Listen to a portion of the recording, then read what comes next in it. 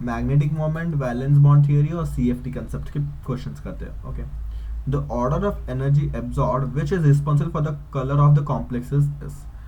अभी देखो, CFT इसके बारे में आइडिया देता है.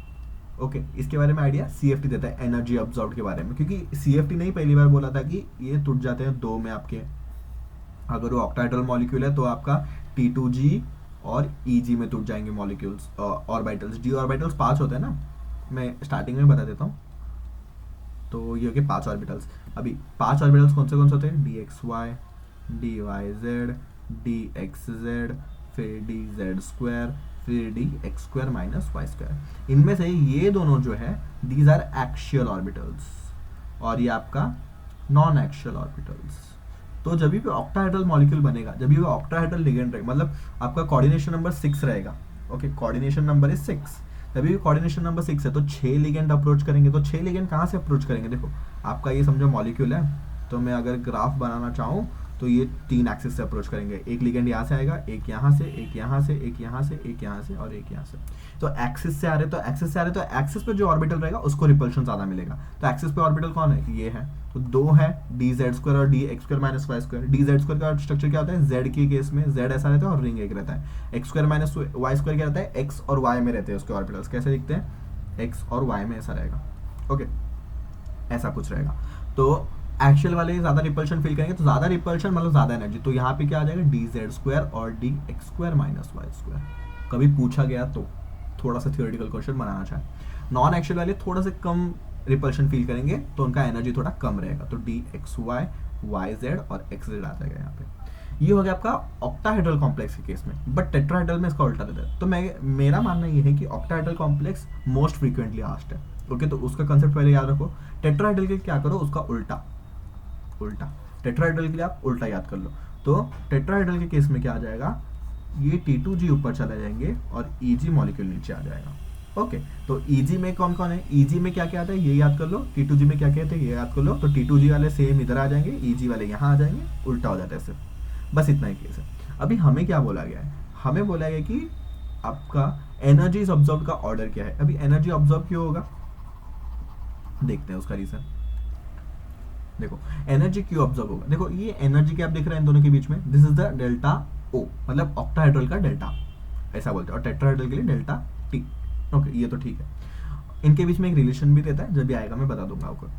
स्क्वायर प्लेन के लिए भी रहता है. ऑक्टाहेड्रल, टेट्राहेड्रल तीनों के लिए रिलेशन एक याद रख लोगे तो बहुत अच्छी बात हो जाएगी.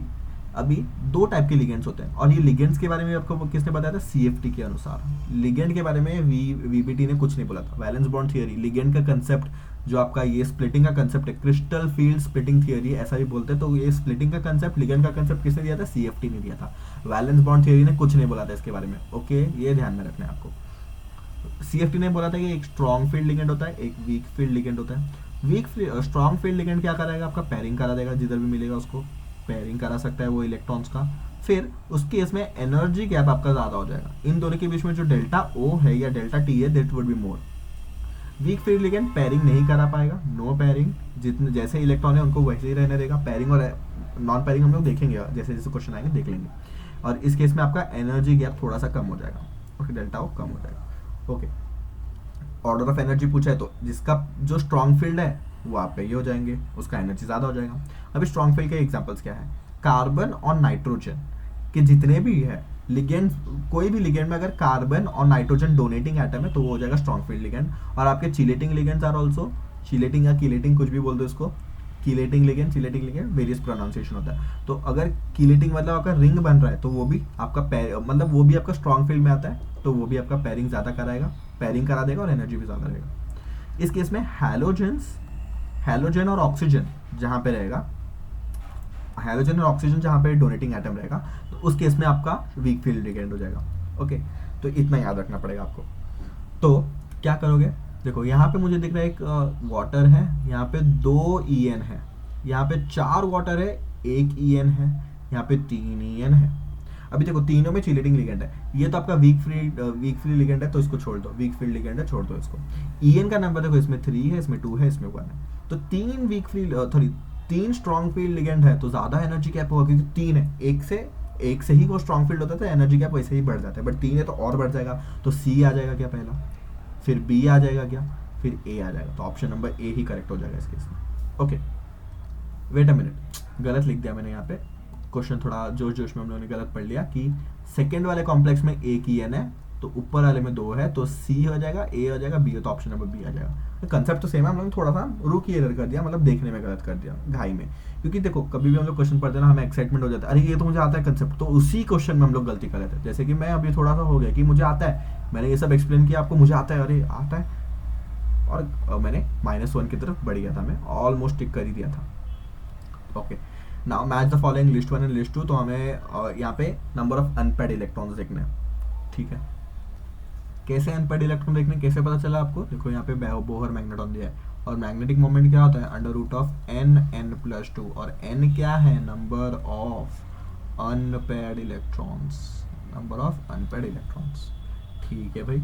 देख लेते हैं अनपेड इलेक्ट्रॉन, देखो जैसे मैंने बताया कार्बन इसमें डोनेटिंग है, इसमें कार्बन डोनेटिंग है, इसमें ऑब्वियसली वाटर डोनेटिंग है, मतलब ओ डोनेटिंग है, तो ये हो गए वीक फील्ड लिगेंड्स, ये हो गए स्ट्रॉन्ग फील्ड लिगेंड्स। तो जब भी हम लोग कॉन्फ़िगरेशन लिखेंगे तो अनपेड इलेक्ट्रॉन फाइंड करने के लिए आपको वीक फील्ड स्ट्रॉन्ग फील्ड पता होना चाहिए, क्योंकि जब भी स्ट्रॉन्ग फील्ड लिगेंड रहेगा वो पैरिंग करा देगा। ओके, जितना मैक्सिमम पॉसिबल पैरिंग करा सकता है वो। देखो पहला क्वेश्चन लेते हैं तो समझ में आ जाएगा। यहाँ पे हमें दिया है कुछ ऐसा, यहाँ पे एफ का नॉर्मल स्टेट क्या होता है 26, एफ होता है 26। ओके, 26 के बारे में देख लेते हैं। तो देखो कैल्शियम तक खत्म हो जाता है 4s2 पूरा भर जाता है कैल्शियम तक, 4s2 हो गया, मतलब कैल्शियम का मतलब 20 नंबर तक हो गया आपके, तो कैल्शियम प्लस 2, 6 और हैं, तो डी इलेक्ट्रॉन्स में, डी ऑर्बिटल में 6 इलेक्ट्रॉन्स आ जाएंगे, 1 2 3 4 5 और 6। अभी इस केस में आपको ऑक्सीडेशन स्टेट निकालना पड़ेगा एफ का, कैसे, एफ -6 इज इक्वल टू -3, -6 कैसे, क्योंकि एक साइड के ऊपर माइनस होता है, 6 है तो -6, एक्स आ गया +3, मतलब एफ नॉर्मल स्टेट में नहीं है, उसका ऑक्सीडेशन स्टेट +3 है, तो पहले +3 बनाओ इसको। +3 बनाने के लिए देखो ये 3d6 है, ये 4s, तो देखो कोई भी अगर हमें इलेक्ट्रॉन निकालना है, प्लस चार्ज लाना है, तो हम आउटर मोस्ट से निकालेंगे, पहले आउटर मोस्ट से ये 2 निकाल दिया तो ये खाली हो गया, तो यहाँ से फिर इसमें से कौन सा निकलेगा, ये वाला निकलेगा क्या, नहीं, पेयरिंग वाला निकलेगा, हमेशा पेयरिंग वाला निकलेगा, पेयरिंग वाले इलेक्ट्रॉन्स खत्म हो तो फिर यहाँ से खाली होना चालू, समझो +4 रहता, पता है Fe +4 में एग्जिस्ट नहीं करता, बट समझो +4 रहता, कोई भी कंपाउंड +4 है, तो पेयरिंग वाला एक निकालते फिर यहाँ पे निकालते, ऐसा नहीं कि ये 2 उड़ा दिया पेयरिंग वाला यहाँ पे रखा है, ये गलत हो जाएगा, तो पेयरिंग वाला पहले निकालना चाहिए। ओके, क्योंकि सबको सिंगल रूम पसंद है, तो डबल रूम वाला पहले ही सोचेगा कि खाली करो इसको, रूममेट को खाली करो, हटाओ, तो यहाँ पे ये चलाएगा, तो 3d5 कन्फिग्रेशन हो गया यहाँ पे।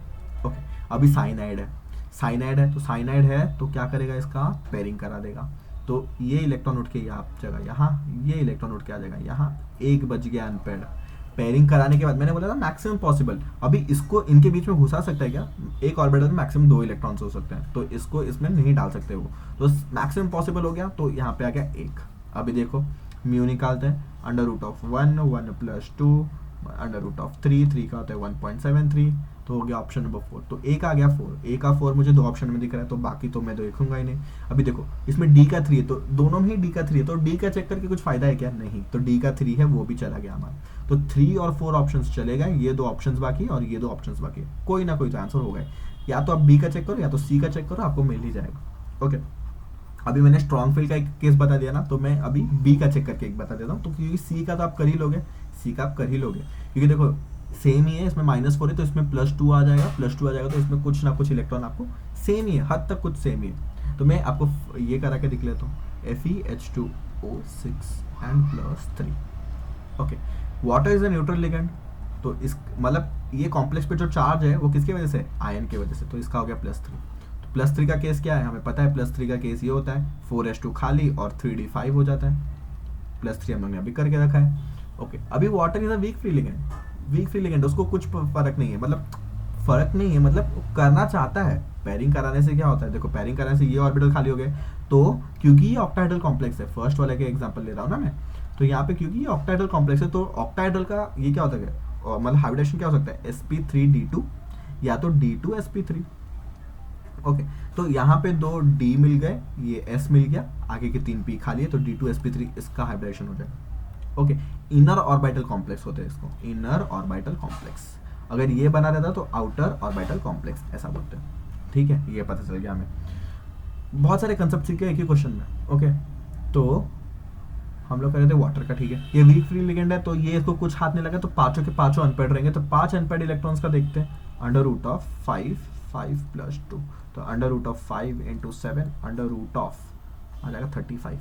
देखो अगर देखो 4 का क्या होता है 16, 5 का होता है 25, 6 का होता है 6 का क्या होता है 36। स्क्वायर की बात कर रहे हैं हम लोग, ओके, स्क्वायर रूट बात कर रहे हैं, एक्स का स्क्वायर, और ये एक्स है।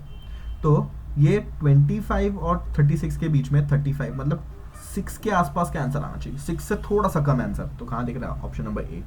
तो आ जाएगा बी का, आ जाएगा फर्स्ट, तो बी का आ गया first, option number A correct हो जाएगा, क्योंकि सी का और डी का मुझे निकालने की जरूरत ही नहीं। तो हमेशा मैंने बोला है एक निकालो, क्योंकि चारों में से आपको तो निकालना पड़ेगा एक का पहले, फिर देखो कौन सा ऑप्शन में, हाँ 2 में मिल रहा है, ये में नहीं मिल रहा है, तो ऑब्वियसली ये चेक करोगे ही नहीं, ये ऑप्शन तो आंसर है ही नहीं। अगर आपको तुक्का लगाना है तो इसमें 50-50 लगाओगे तो 50% चांस है कि आपको +4 मिलेगा और 50% चांस है कि -1 मिलेगा, ओके, अगर घाई है तो, नहीं तो नहीं, ओके। फिर आप बी या सी का चेक कर लोगे। सी का मैंने क्यों नहीं किया, क्योंकि मैंने स्ट्रॉन्ग फील्ड लिगेंड का एक केस बताया था, मुझे एक वीक फील्ड लिगेंड का पता था, तो मैंने बता दिया, okay. Which are the following is correct order of increasing field और strength of ligand to form coordination compound. Strength मतलब आपका स्ट्रॉन्ग फील्ड लिगेंड का कितना है, स्ट्रॉन्ग फील्ड लिगेंड का मतलब स्ट्रेंथ पूछ रहा है वो, ठीक है। तो देखो हैलोजन आ गया सबसे पहले, तो हैलोजन का सबसे ज्यादा होगा क्या, नहीं, तो ऑप्शन नंबर सी तो आप देखो ही मत, क्योंकि हैलोजन का सबसे ज्यादा हो ही नहीं सकता, हैलोजन शुड बी मिनिमम होना चाहिए, ओके। अभी देखो साइनाइड में भी आपका कार्बन डोनेटिंग है, ऑक्सिलेट में भी आपका कार्बन डोनेटिंग है, तो कौन सा ज्यादा रहेगा, okay, it would be obviously cyanide. Cyanide और कार्बोक्सिल दोनों ही स्ट्रॉन्ग है। ये अगर आपको सीरीज याद रखना है तो सीरीज में सबसे पहले मेंबर में आते हैं। ये भले ही रिंग बनाएगा, बट कितना मेंबर रिंग बनाएगा, ये आपका मेटल है, ये ऑक्सिलेट का सी है, ये 2O एक यहाँ से देगा, ये 2O एक यहाँ से देगा, 1 2 3 4 5 मेंबर रिंग बनाएगा, which is quite stable, but फिर भी साइनाइड सबसे ज़्यादा आता है, सबसे सामने आता है इलेक्ट्रोस्पेक्ट्रल ग्रुप के। तो देखो साइनाइड सबसे ज़्यादा, और ये तो Fe तो मतलब हैलोजन तो सबसे कम होना ही नहीं चाहिए, होना ही चाहिए सबसे कम हैलोजन, तो ऑप्शन नंबर बी आ जाएगा, okay. Now calculate the spin only magnetic moment of Cr+2 ion. Cr+2 chromium का ऑक्सीडेशन स्टेट क्या, मतलब क्रोमियम का नंबर कितना है 24, उसमें +2, 24 का कॉन्फ़िगरेशन कैसे लिखते हैं 4s2 and 3d4, ऐसे नहीं, ये एक्सेप्शनल कॉन्फ़िगरेशन आपको याद रखना है, कॉन्फ़िगरेशन एक्सेप्शनल है, क्योंकि अगर यहाँ पे 2 अनपेड इलेक्ट्रॉन है और यहाँ पे तो अनसिमेट्री है, तो मैंने एक इलेक्ट्रॉन उठा के यहाँ कर लिया, तो ये भी हाफ फील्ड, ये भी हाफ फील्ड, बहुत stable. Half filled orbitals and fully filled orbitals are more stable, ये तो हमने एटॉमिक स्ट्रक्चर में पढ़ा है बेसिक, तो ये आ गया, ये एक्सेप्शनल है, याद रखना है। +2 तो यहाँ से ये चला गया, यहाँ से ये, इसमें पेयरिंग कुछ है नहीं, तो यहाँ से ये जाएगा, तो कितने बचे 4 इलेक्ट्रॉन बच गए, तो 4 बच गए, तो 4 × 4 + 2 मतलब 24 मतलब 25 से जस्ट छोटा, मतलब 25 से मतलब 5 से थोड़ा सा कम आना चाहिए, तो ऑप्शन नंबर ए आ गया आपका, ओके। 43 का हो गया ए।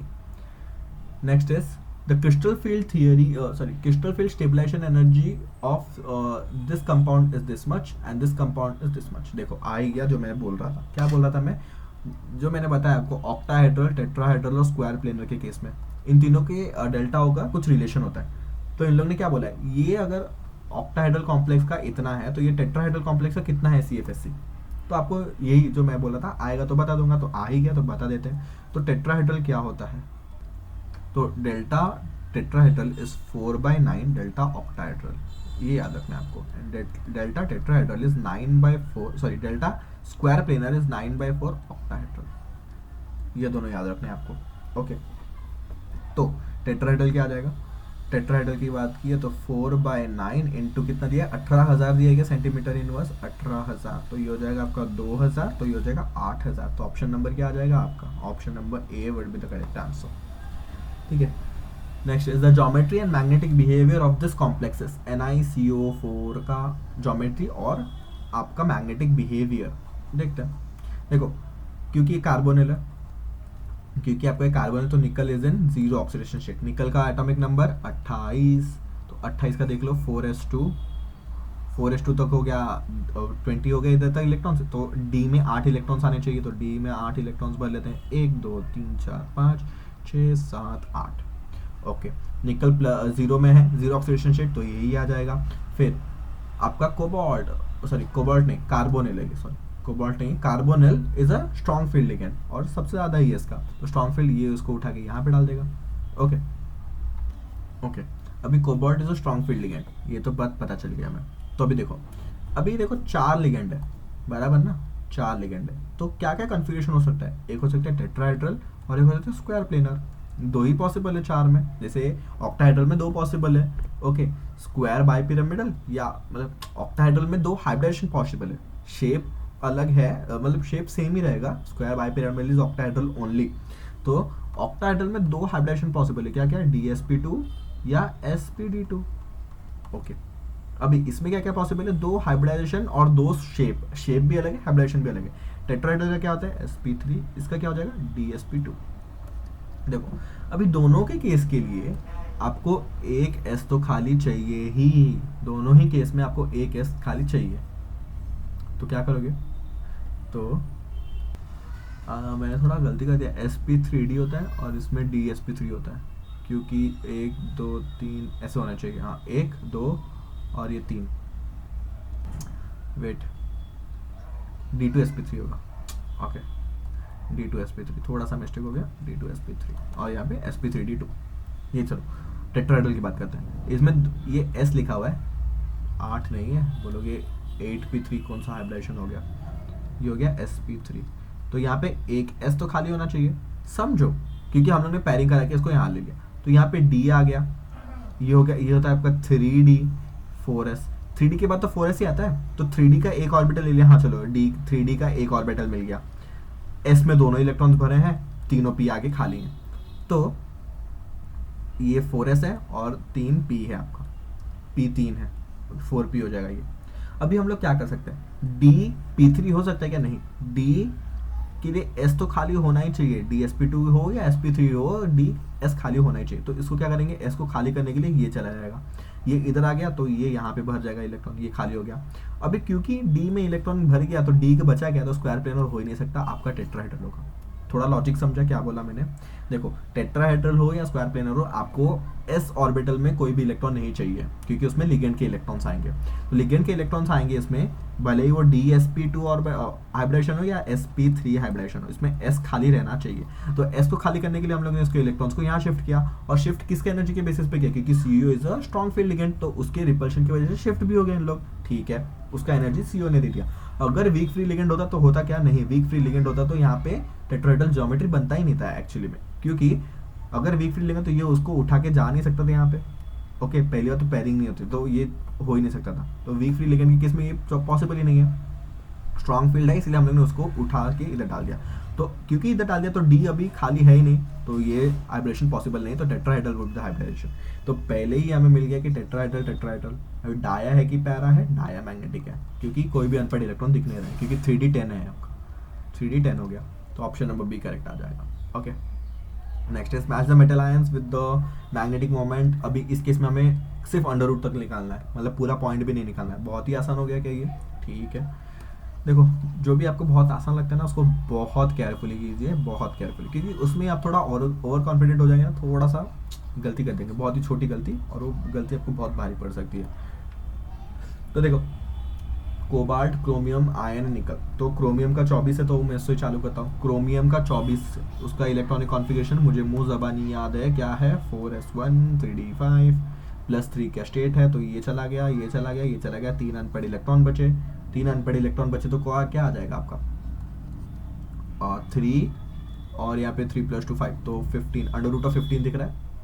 ओके, तो बी का आ गया 5, बी का 5 मुझे 2 में दिख रहा है, तो बी और डी ऑप्शन तो होगा ही नहीं आपका, ये तो आपको सामने से पता चल रहा है कि बी और डी ऑप्शन तो हो ही नहीं सकता। ओके, नेक्स्ट, अभी कोई भी एक चेक कर लो, देखो अभी इसमें कोई भी एक चेक कर लोगे तो आंसर, क्योंकि तीनों ही अलग अलग है, कोई भी एक चेक कर लो आंसर मिल जाएगा आपको।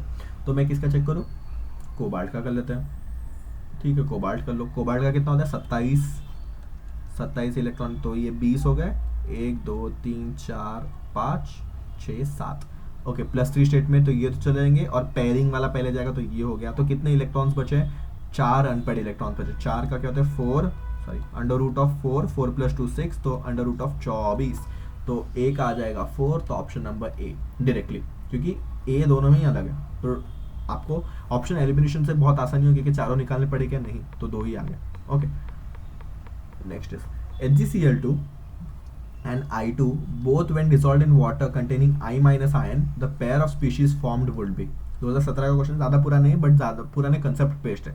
पुराना, बहुत पुराना क्वेश्चन पेपर नहीं है, मतलब 5-6 साल का है ये पुराना, बट इस पर कंसेप्ट थोड़ा डिफरेंट है, थोड़ा पिछड़ा कंसेप्ट है ये। ओके, तो थोड़ा आप इसको डेटा के हिसाब से याद रख सकते हो, चलेगा क्या। देखो HgCl2 और I2 को I माइनस सोल्यूशन में डाल दिया, तो ये दोनों ही चाहेंगे कि इससे साथ जुड़ जाए। कैसे, ये अगर इसके साथ जुड़ गया तो I3 माइनस बनाएगा। ओके, जो कि एक लीनियर मॉलिक्यूल है, इसका हम लोग VBT में निकालते हैं, केमिकल बॉन्डिंग में निकालते हैं। अगर आपको निकाला रहेगा तो पता रहेगा आपको, लीनियर शेप रहता है इसका। फिर शेप लीनियर बोल रहा हूँ, हाइब्रिडेशन बहुत डिफरेंट है, शेप लीनियर की बात कर रहा हूँ। HgCl2 इसके साथ कंप्लीट करके बनेगा HI, रिप्लेस हो जाएगा, I इसको रिप्लेस कर देगा, ICl को रिप्लेस कर देगा, नीचे वाला ऊपर को रिप्लेस कर सकता है, ये आपने पढ़ा है क्या किधर, F क्लोरीन ब्रोमीन आयोडीन, ये इसको रिप्लेस कर सकते हैं, इसको रिप्लेस, ऐसा पढ़ा रहेगा तो पढ़ा रहेगा किधर, तो क्योंकि ये पुराना कंसेप्ट वैसे ही बोला मैंने, तो आप इसको नेग्लेक्ट भी कर सकते हो। अगर आ ही गया तो कर भी लेते हैं, ये फॉर्म होगा और ये फॉर्म होगा, तो option number B would be the correct answer. Now correct order of increasing wavelength of absorption in the visible region for the complex CO3+। देखो बहुत ही अच्छा क्वेश्चन आ गया, जो हम लोगों ने चालू किया था वो क्वेश्चन का ही जस्ट नेक्स्ट वाला लेवल है। क्या नेक्स्ट लेवल है, पहले ही क्वेश्चन में मैंने पूरे डिटेल में बताया था कि एब्जॉर्प्शन क्या होता है, कितना होगा, कैसे होगा, क्यों होगा। ओके, ये कैसा, क्यों, कब, क्या, ये सारे क्वेश्चंस के मैंने आंसर स्टार्टिंग में दिया, कोई कंफ्यूजन है स्टार्टिंग से वापस देख लो, 5-10 मिनट एक्सप्लेन किया मैंने शायद। देखो उस केस में मैंने क्या बोला था, स्ट्रॉन्ग फील्ड लिगेंड आपका पेयरिंग मतलब स्प्लिटिंग कराता है, जितना ज़्यादा स्ट्रॉन्ग फील्ड लिगेंड, जैसे कार्बन और नाइट्रोजन वाले या चिलेटिंग लिगेंड्स, ओके, रिंग बनाने वाले चिलेटिंग लिगेंड्स रहेंगे, तो जितना ज़्यादा नंबर रहेगा उतना ज़्यादा एनर्जी ज़्यादा। देखो, और हमें पता है कि energy is equal to Hc/λ, तो एनर्जी जितना ज़्यादा हो लैम्डा उतना कम, तो इन लोगों ने क्या बोला, इंक्रीजिंग ऑर्डर ऑफ वेवलेंथ मतलब डिक्रीजिंग ऑर्डर ऑफ एनर्जी, ही याद होना चाहिए आपको। Okay, increasing order of wavelength मतलब डिक्रीजिंग ऑर्डर ऑफ एनर्जी। तो एनर्जी कैसे डिक्रीज होगा, देखो सबसे पहले एनर्जी का ऑर्डर लिख लेते हैं। यहाँ पे देखो नाइट्रोजन है, ये En है, और यहाँ पे वाटर है। Water is a weak field ligand, पहले तो मुझे पता है। चिलेटिंग लिगेंड और आप स्ट्रॉन्ग फील्ड अमोनिया में कंफ्यूज हो सकते हो, बट वाटर में तो कंफ्यूज नहीं होंगे, वाटर तो हमेशा ही वीक फ्री लिगेंड है। देखो वाटर वीक फ्री लिगेंड है, यहाँ पे वाटर वीक फ्री होने के कारण एनर्जी क्या हो जाएगा, एनर्जी गैप हो जाएगा आपका कम, एनर्जी गैप थोड़ा कम हो गया, तो वेवलेंथ कितना हो जाएगा, एनर्जी कम हो गया तो वेवलेंथ मैक्सिमम हो जाएगा इस केस में। तो वेवलेंथ किसका मैक्स होना चाहिए, वाटर का मैक्सिमम होना चाहिए। तो अभी आ गया इस कंफ्यूजन पे हम लोग आ गए कि देखो डी और सी और डी ऑप्शन तो देखोगे नहीं, ये दो ऑप्शन देखोगे, ये आ जाएगा ये। तो देखो चिलेटिंग लिगेंड और एक 6 अमोनिया है और 3 चिलेटिंग, इसमें 3 रिंग बन रहा है, 3 रिंग बन रहा है, तो ज़्यादा स्टेबल है, तो ज़्यादा एनर्जी होगा, क्योंकि ज़्यादा स्टेबल है। 3 EN है, एक EN की वजह से ज़्यादा एनर्जी हो जाती है, डेल्टा एनर्जी इंक्रीज होता है, बट 3 EN है तो और डेल्टा E ज़्यादा हो जाएगा, तो इसका एनर्जी ज़्यादा हो जाएगा, इसका एनर्जी ज़्यादा, तो वेवलेंथ सबसे कम, तो option number B would be the correct answer. Okay, B हो जाएगा आपका आंसर। नेक्स्ट क्या है, pick out the correct statement with respect to this MnCN6 और 3-। ओके, क्या है, 6 है तो आपका देखो 6 है तो D2sp3 हो सकता है, या sp3d2 हो सकता है, और ऑक्टाहेड्रली होगा, ऑब्वियसली ऑक्टाहेड्रली होगा कि 6 है, तो कौन सा हाइब्रिडेशन है वो देखना है हमें। साइनाइड हमेशा एक आपका स्ट्रॉन्ग फील्ड लिगेंड की तरह एक्ट करेगा हमेशा, तो स्ट्रॉन्ग फील्ड लिगेंड कौन सा कॉम्प्लेक्स बनाते हैं, इनर ऑर्बिटल कॉम्प्लेक्स।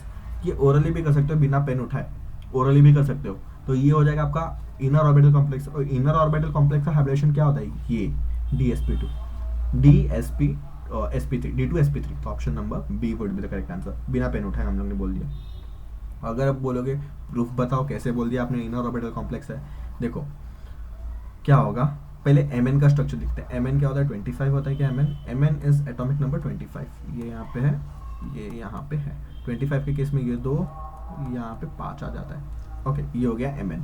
तो अभी cyanide is a pairing strong field ligand, wait हम लोग को पहले Mn का ये निकालना पड़ेगा ना, तो oxidation state -6 -3 x is equal to +3 मतलब ये चला गया 2, ये 1 चला गया, तो 4 बचे, पेयरिंग हो गया, यहाँ पे 2, यहाँ पे 2, और 3 ऑर्बिटल खाली हो गए इसके। ओके, 3 ऑर्बिटल खाली हो गए, और ये यहाँ पे आ गया, ये यहाँ पे आ गया। तो देखो 3 ऑर्बिटल भले खाली हो, बट हमें हाइब्रिडेशन के लिए क्या चाहिए, D2sp3 या तो sp3d2, D2sp3 या sp3d2। s तो खाली है ही, d 2 ही चाहिए ना कौन से केस में भी, तो d तो 2 ही लेगा ये। ओके, ये पेयरिंग हो ना हो, जितना उसको चाहिए उतना ही करेगा, एक्स्ट्रा काम क्यों करे। ओके, जितना उसको चाहिए, तो 2 ऑर्बिटल 10 मिल गए तो d2 मिल गया, एक s मिल गया, 3 p मिल गया, dsp3 मिल गया। ओके, तो ऑप्शन नंबर बी करेक्ट आ जाएगा। तो यहाँ तक देखते हैं, इसके बाद करेंगे हम नेक्स्ट में।